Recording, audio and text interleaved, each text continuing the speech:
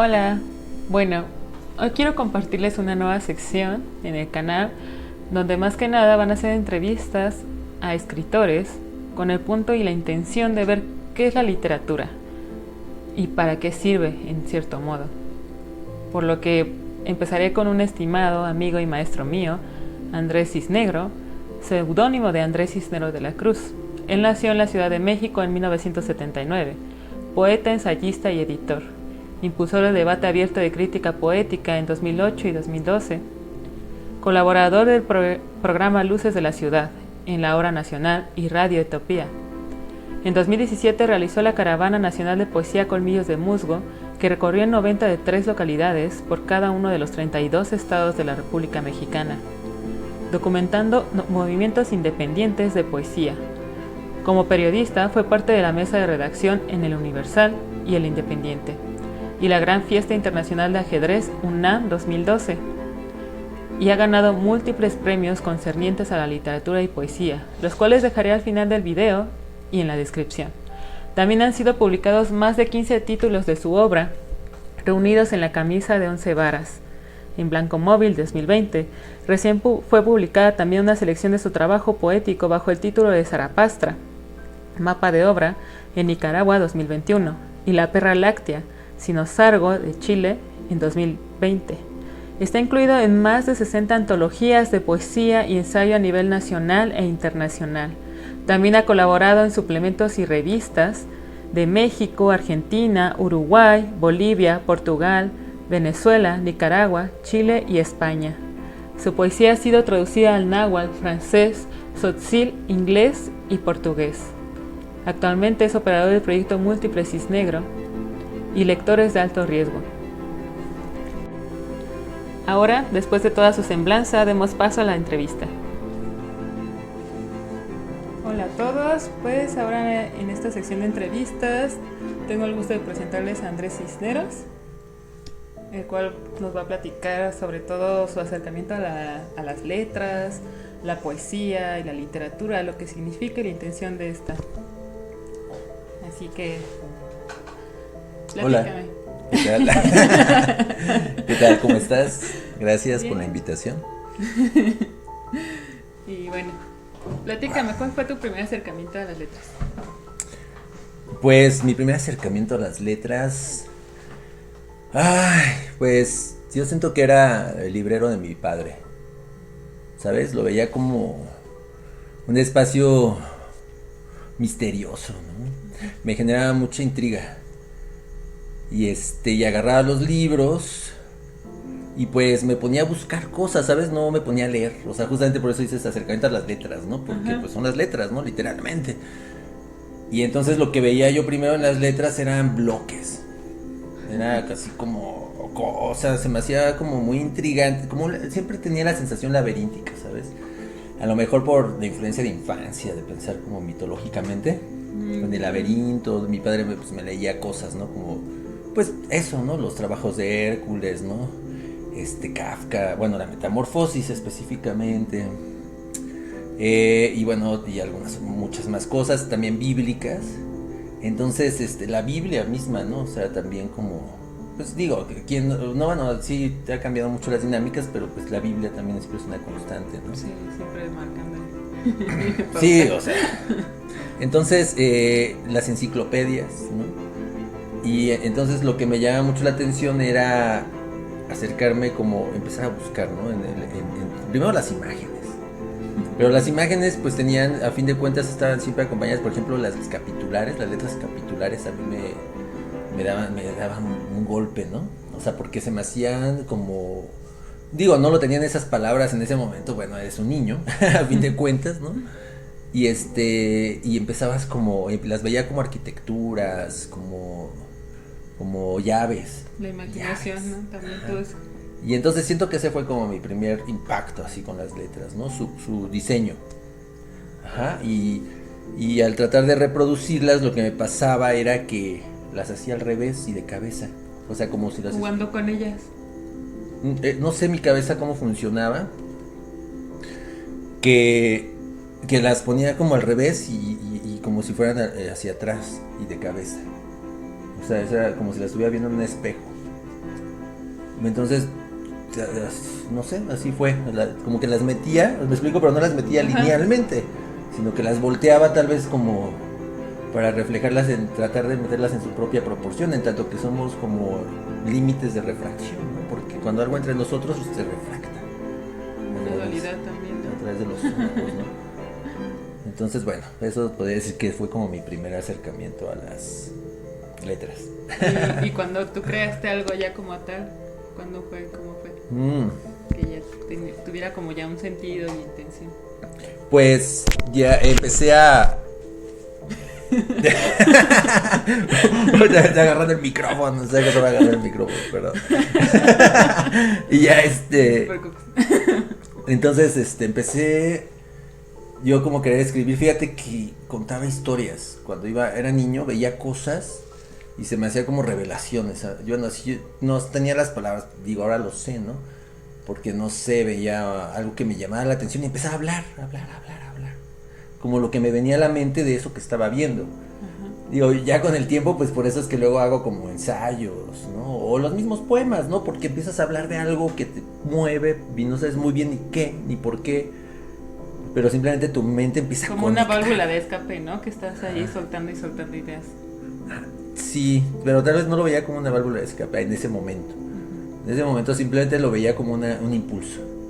Un impulso que me movía, ¿no? Me conectaba, digamos, a eso, ¿no? Y yo trataba de algún modo, no sé si no de explicarlo, pero por eso digo que era como una revelación, porque de algún modo eso me estaba diciendo algo. Y yo trataba de agarrar eso que me estaba diciendo. Es como si las cosas trajeran un mensaje. Y ese fue como mi primer impulso para empezar. No, yo no sabía qué era creación, ni tenía una idea que si era cualquier género, o sea, pues no tenía esa idea, ¿no? O sea, ya hasta que, como a los 10 años, empecé a querer escribir, según yo, una obra de teatro, ¿no? Porque quería explicarme a través de la obra de teatro y del ajedrez, ¿no? Porque, bueno, mi tío jugaba ajedrez, no era un gran jugador, pero como que mi abuelo había dejado esa escuela, ¿no? Del ajedrez, ¿no? Entonces, según yo, traté de explicar a través del tablero de ajedrez y de una obra de teatro donde pues lógicamente las piezas hablaban y tenían una posición y pues, ya te imaginarás, ¿no? Pues el rey, pues ¿quién? Pues el papá, ¿no? La reina, pues la mamá, ¿no? Y así sucesivamente, ¿no? Y entonces quería como poner a toda mi familia y darme una explicación de pues por qué sucedía lo que sucedía, o sea, me empezaba a generar, ¿sabes? Ese impulso de tratar de proyectar algo que a mí me generaba un ruido, ¿no? O sea, porque ya en ese momento sí ya era como un escape. Pero un escape ante el cual yo decía, bueno, es que no entiendo muy bien cómo está la familia, no entiendo por qué actúan como actúan. Y yo me sentía hasta cierto punto pues muy aislado, ¿no? Muy desolado. O sea, tenía una depresión pues profunda, ahora lo sé, ¿no? Y entonces ese era mi intento por tratar de explicarme. Y empecé a escribir. Y sí escribí una obra de teatro que se llama Gris Casi Seda. Y que tuvo que ver con mi crisis con la religión, ¿sabes? Porque así como yo muy pequeño me decidí a acercarme a la religión, así también muy joven decidí alejarme, ¿no? Y entonces de eso habla esa obra, ¿no?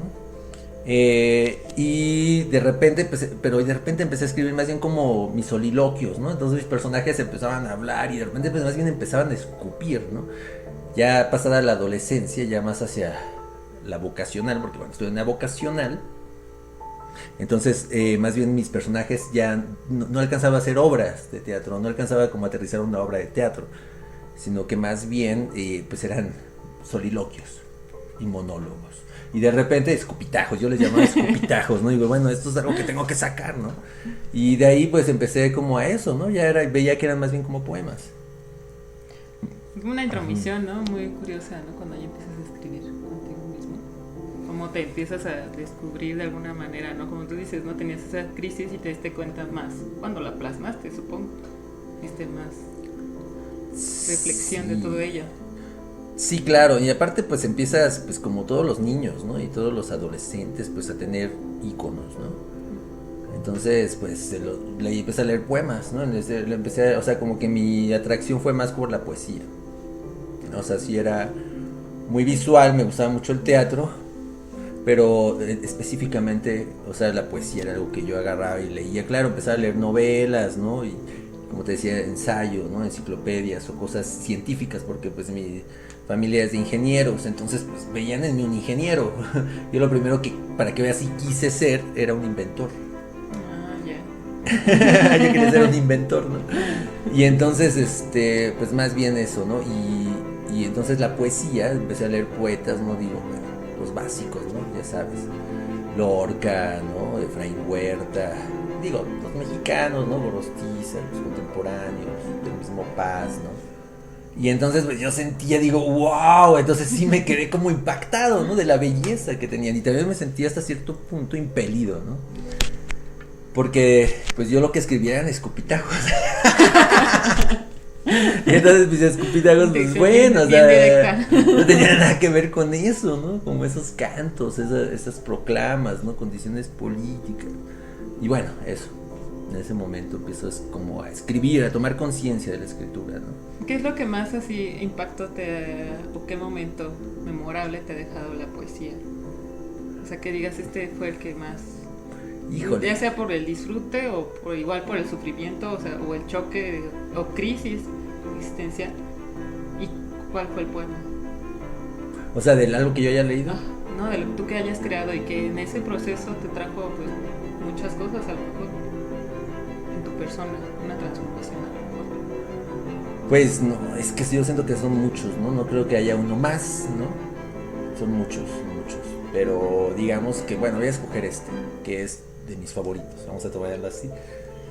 Porque pues yo me dediqué desde los 15 años a declamar en los camiones, y en el metro, y en la calle, ¿no? Y así.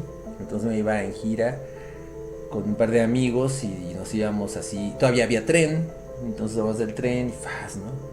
Y ya más adelante en el metro, pues pero yo leía poemas pues un poco provocadores, o sea, lo que me ha pasado es que me encontré con poesía que no buscaba el aplauso, ¿no? O sea, por ejemplo, tú lees a César Vallejo, pues, o sea, no le das a aplaudir, ¿me explico? Te quedas perplejo, te quedas atónito, ¿no? O sea, a Pessoa o a León Felipe, ¿no? O sea, no te pones a reír, ¿no? O a aplaudir, o sea, no es una cosa que busquen el gozo, ¿no? Sino una cachada, un puñetazo. Entonces, una ocasión yo estaba en el metro ya cuando empecé a hacer la revista Verso Destierro y andaba ofreciendo la revista. Había un poema y yo me puse a leer un poema, ¿no? Bueno, siempre me pongo a declamar, a leer. Y de repente pues ya había gente que me compraba la revista o que simplemente me ponía a platicar y decir, oiga, qué bien que hace esto, ¿no? Y platicábamos, ¿no? Y de repente unos días después, bueno, o sea, todos los días salía, pero en un momento dado me suena el teléfono de la casa, ¿no? Todavía había teléfonos locales. Bueno, creo que todavía existen, ¿no? Sí, todavía. Sí, ¿verdad? Sí, ya. Todavía. Bueno. Pero bueno, en ese tiempo solamente teléfonos locales.